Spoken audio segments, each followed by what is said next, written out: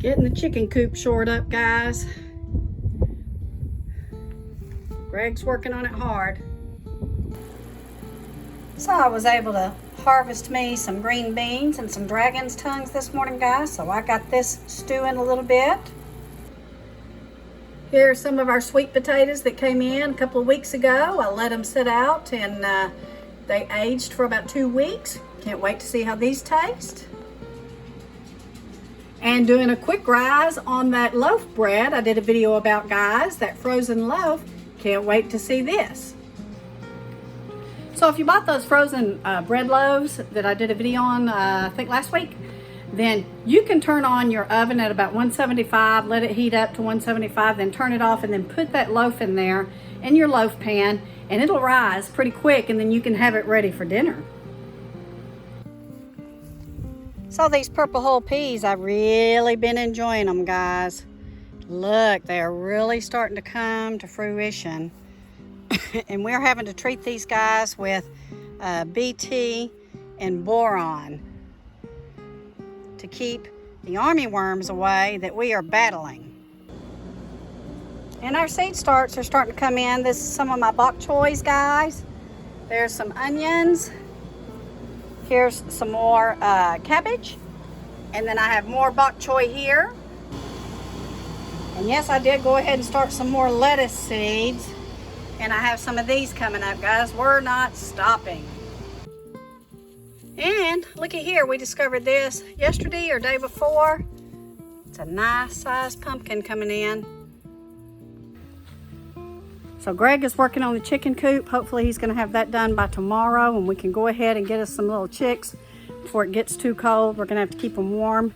We know that, but let's go check out this small high tunnel up here. Oh, it is so hot, guys.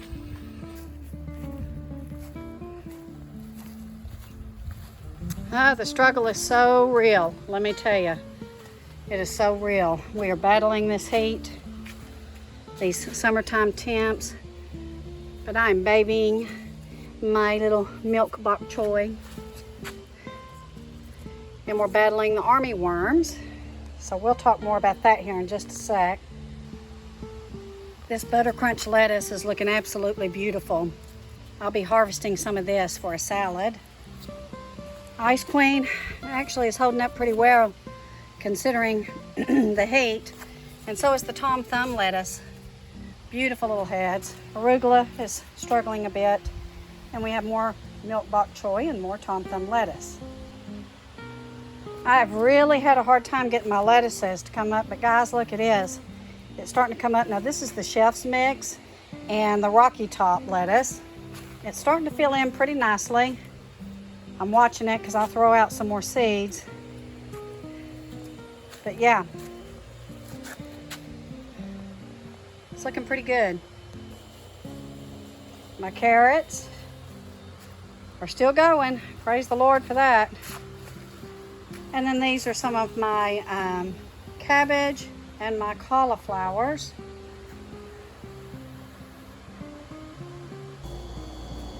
Here's my Tower of Power. I hadn't updated you guys very much on it. This holy basil just smells so good. The lavender, got some regular basil, some rosemary, sage, some mullein. There's more rosemary. I think I have some chives coming up in here somewhere. Yeah, there's some chives. So right now, the only place I really want to be is inside in the air conditioning because it is like 98 degrees out there, guys, and with the heat index it's a little more. Luckily our humidity's down a bit, but all in all I think that we're holding our own okay. If we can just hold out a couple more days and get some cooler temps, then we'll get rolling again on some of our fall planting and our cool weather veggies.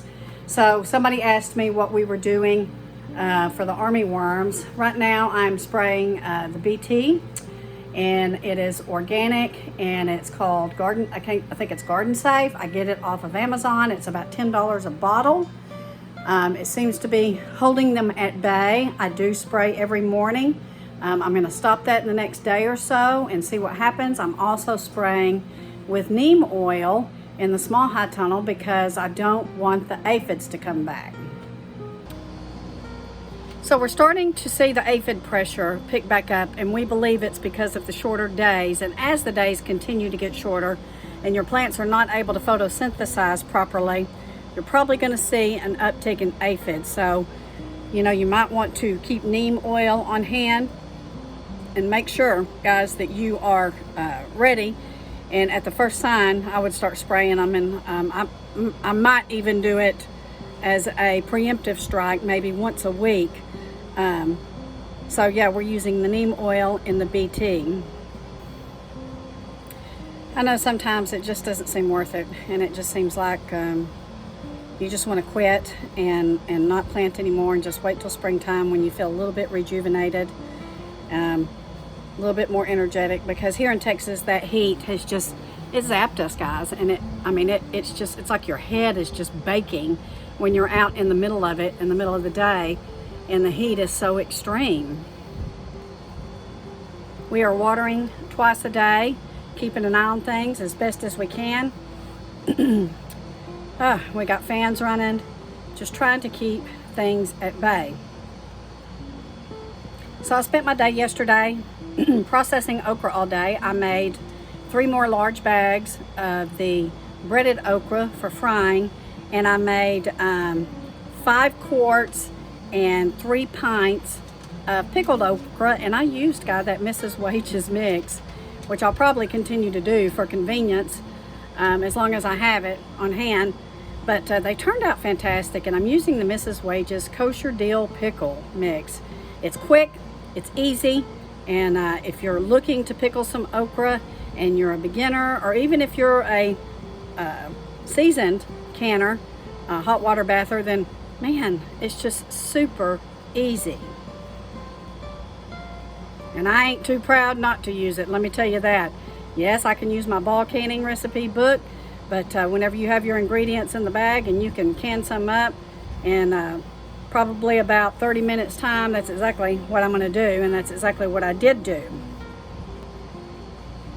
We did get up to 100 degrees yesterday, and I saw one of my other subscribers post something that she had her insert to her fireplace burning up in the northeast, and boy, I was so jealous that it was cool enough to have a fire to heat up your house, because meanwhile here in Texas it's 100 degrees and dry. So it's college football day for Pop, and I made him his meat and cheese tray with his crackers, so he's back there watching his college football games. He has been looking forward to that for months, and he has really enjoyed his last several Saturdays of being able to watch college football. There's just something about the sound of the referees in the background and the whistles and the sound of a football game going that makes you think it's wintertime. It's not here yet, but it's a good kind of warm and fuzzy feeling, especially if you got the AC on right now. So what did best in our summer garden for us? I would say it was the tomatoes and the cucumbers, for sure, hands down. The tomatoes, we did try several different varieties, and the biggest one that was the big producer in this Texas heat and in the drought was the Rosa variety. We did not have very good luck with our heirloom black creme tomatoes, but that doesn't mean we're going to stop. I'm going to start some seeds and try to get some going to put in the little high tunnel where I can keep warm, and maybe get us some tomatoes during the winter time, maybe around January, February, see what I can do with that, because we can keep that area heated. And Greg did make kind of a little high tunnel and a high tunnel, and yeah, I miss our tomatoes. I miss not having them. And then cucumbers was a huge producer. We used to trellis them, guys, and you may have seen my video on why we will not trellis them anymore. And just a brief rundown of that is the heat, the wind, and the disease. We got way more cucumbers with letting them vine out on the ground than we ever have, honestly, than we ever have. So we'll do that again. We had a really good onion harvest. We still have some. We use onions in almost everything. So I'm sad to say that they're dwindling down, but I've already got some started and planted. It'll be a while before I get them. But onions did really well. Let me think, what else? We're just now getting our bell peppers, and they're starting to come in now. I've gotten lots of Anaheim peppers, which I have processed like I do my hatch green chilies. So we've got some of those in the freezer. Got lots of serrano peppers, which I made the serrano pepper sauce, and Greg also made a fermented serrano pepper sauce. He's gonna have to tell you how he did that. I'll try to get him to do a video. Let's see, we got hit with voles on our beets, but after we were able to get rid of them with the traps and with other methods, we started to get a pretty decent beet harvest, which we put in the freeze dryer and made beet powder that we're enjoying every day in our smoothies. Super, super healthy for you. Turnips, we processed some turnips. So we had a pretty good show of turnips. Did not do good with bush beans. In fact, today is only the second pot I've been able to make. Guys, in the last 3 years, I've not done good with bush beans. I don't know why. Bush beans used to be one of my biggest harvests. I've not done good with bush beans. Now you see that my purple whole peas are coming in. I'm excited about those.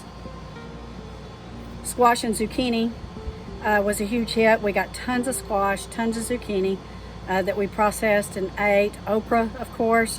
It took it a long time, but we finally got a really good harvest of okra, and it's still going, and we expect it to keep going. Maybe until these cooler temps start coming in next week. So I'm going to be harvesting like crazy and probably breading them. And oh, I did freeze pods as they are. I watched another channel, and she called it, gosh, I need to remember who she was. She called it a mess. We just take a mess, and a mess here in the South is what you think your family's going to eat for that night. And she put them in a freezer bag. You don't wash them because then they stick together. And she popped them in the freezer. I did that. I'll do an update and show you how that worked out for me. But there's a new channel that I've been watching, and so I want to give a shout out to Central Texas Homestead. You guys need to go check out Mike and Rochelle. They're a little south of me, and I'll put their link down below. And they have a beautiful backyard garden, and so we've been following them. And Mike is a retired chef, I believe. Mike, you can correct me in the comments if I'm wrong. But anyway, Mike is a faithful follower, and he comments on almost all of my videos, and so thankful for them. And we watch them. They got a lot of good things going on. In fact, they're doing a series on some bok choy coming up, so be sure and look for that. And another channel is Rhonda at Challenging Kitchen. Go check her out too. She's got a lot of great recipes. So these are some shout outs that I want to give to people that are starting their channels, or they may have been up for a while, but I've discovered them here recently, and they're some of my faves. I think you should go check them out. I think you would enjoy them. They have a very similar platform to us, so if you watch us, you'll enjoy watching them. It's all about encouraging one another and lifting each other up, that's for sure, and that's exactly what we want to do. So I wanted to show you a quick update on this. It's starting to rise pretty quick, guys, just since I started this video. Can you hear that? Some of our songbirds are coming back, guys. Through the drought and through the heat, we didn't see any birds. I've not seen birds for about, or heard them, for about a month, maybe even longer. Boy, I hope that's a good sign. I sure hope that that's a good sign. Our hummingbirds disappeared about 2 weeks ago. So maybe about 10 days ago. So we've not seen hummingbirds. They've already flown the coop, literally, and gone south. We're so hoping that this weather change that's coming this week is a permanent one, and that we don't edge back up and inch back up to 100 degree or even mid-90s, because it's just too dead gum hot. So there's your update for today, guys. I wanted to touch base with you. I don't think I have in a couple of days. Trying to get some things done around here, take care of business. I'm hoping to be reporting to you great success, and I'm hoping that you're going to be reporting to me great success with your fall garden, in spite of all the things that we've endured in the last, feels like an eternity, but since April, May, I think, guys, we went right from winter into summer. I don't think that we had any kind of cool down for spring. We certainly didn't have the rain that we normally get in the spring. I'm hoping this fall is different. The La Nina pattern looks to be still in effect until probably toward the end of this year, after which we are hoping to get a normal, which I don't even know what that is anymore. I really don't. A normal weather year. Gosh, what is that word? What is that word anymore? But anyway, thank you guys for watching. Love you all. Take care. God bless. And we'll be in touch sometime tomorrow. See you soon.